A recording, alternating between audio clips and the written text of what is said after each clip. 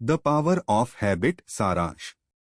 एक वाक्य सारांश। द पावर ऑफ हैबिट आपको यह समझने में मदद करता है कि आदतें आपकी जिंदगी, व्यवसाय और समाज के मूल में क्यों होती हैं, आप उन्हें कैसे बदल सकते हैं और इसका आपके जीवन पर क्या प्रभाव पड़ेगा। अगर आप खुद को आदतों का दीवाना मानते हैं तो इस किताब को जानना जरूरी है। यह आदतों पर लिखी गई सबसे महत्वपूर्ण किताबों में से एक है। पुलित्जर पुरस्कार विजेता लेखक चार्ल्स डुहिग द्वारा 2012 में प्रकाशित इस रत्न ने 120 से अधिक सप्ताह न्यूयॉर्क टाइम्स की बेस्टसेलर सूची में बिताए हैं। इस किताब का विचार तब आया जब डुहिग इराक के कूफा शहर में एक अमेरिकी सेना के मेजर की चतुराई से प्रभावित हुए।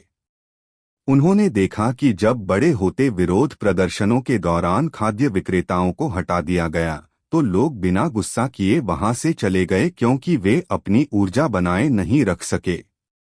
8 साल के शोध के बाद डुहिग ने इस विषय पर एक व्यापक पुस्तक प्रकाशित की। आपके लिए 3 प्रमुख सीख। आदतें 3 चरणीय चक्र में काम करती हैं। संकेत, क्यू, दिनचर्या, रूटीन, इनाम, रिवॉर्ड। आप अपनी आदतों को बदल सकते हैं यदि आप केवल दिनचर्या को बदल दें। इच्छाशक्ति, विल पावर, सबसे महत्वपूर्ण आदत है और इसे 3 तरीकों से मजबूत किया जा सकता है। अब आइए अपनी आदतों को विज्ञान की मदद से समझें। द पावर ऑफ हैबिट सारांश। आदतें आपके दिमाग का ऊर्जा बचाने का तरीका होती हैं। आप अपने जागने के 16 घंटों में से लगभग 6 घंटे अनजाने में आदतों से प्रेरित काम करते हैं, इसलिए यह समझना जरूरी है कि इसमें क्या हो रहा है।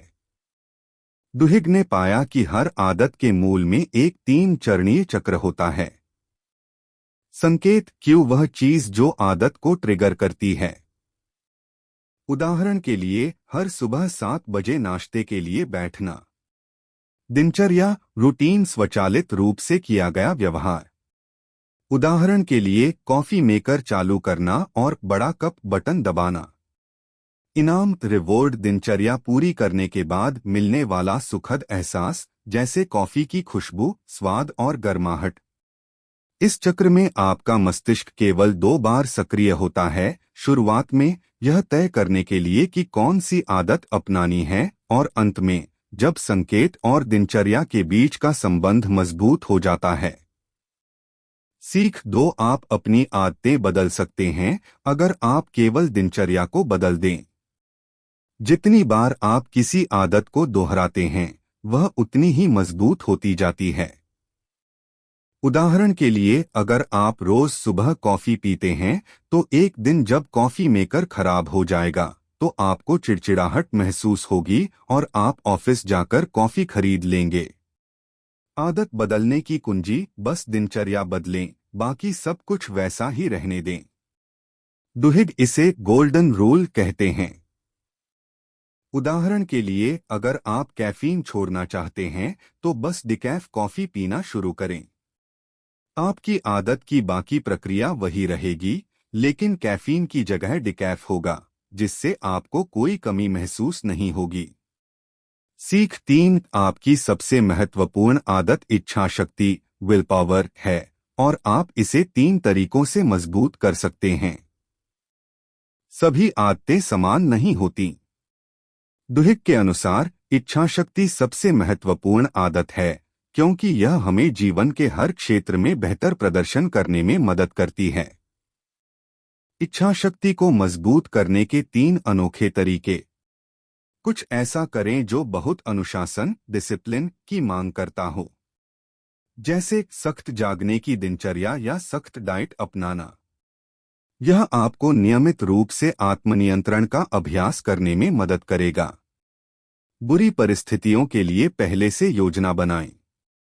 यदि आप अपने बॉस के चिल्लाने की कल्पना पहले से कर लेते हैं तो जब वास्तव में ऐसा होगा तो आप शांत रह सकेंगे। अपनी स्वायत्तता, ऑटोनॉमी बनाए रखें। अगर आपको कोई ऐसा काम करना पड़ता है जिसे करने के लिए मजबूर किया गया हो तो आपकी इच्छाशक्ति जल्दी खत्म हो जाती है। अपने कामों में अधिक नियंत्रण रखें। छोटे छोटे ट्रिक्स पर ध्यान देने के बजाय अपने जीवन के इन महत्वपूर्ण पहलुओं पर ध्यान दें और आप लंबे समय में महान आत्मानुशासन विकसित कर पाएंगे।